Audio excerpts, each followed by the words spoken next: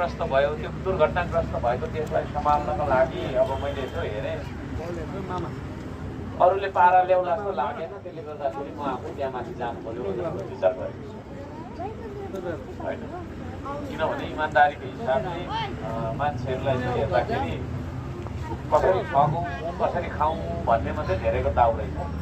म चाहिँ त्यस्तो परिणाम त्यसले गर्दाखेरि यो देशलाई बचाउनको लागि म माथि जान सक्छु भन्ने मेरो बुझाइ छ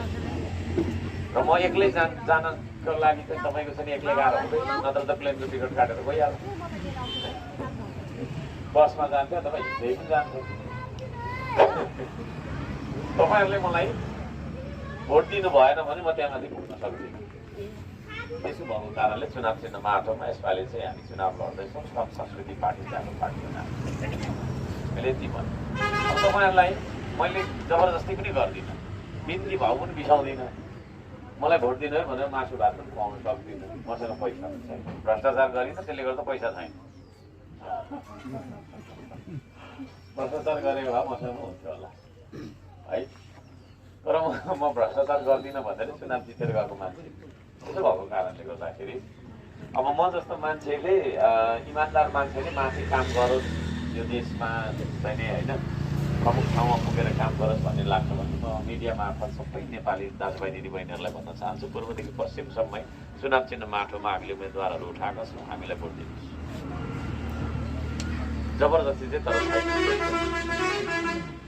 होइन म फकाउँदिनँ पनि दिनु नै पर्छ दिनु ल पनि भन्दिनँ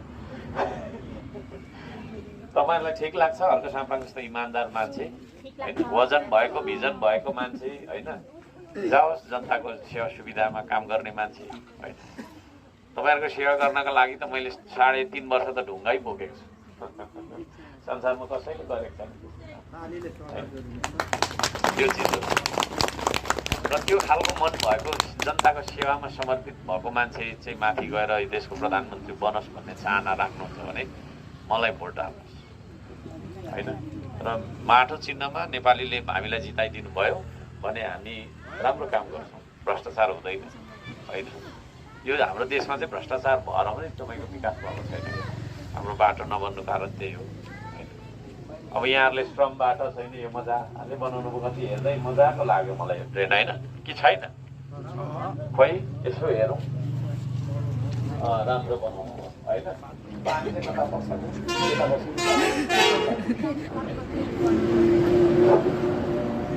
राम्रो बुझ्नु अब मैले बुझेँ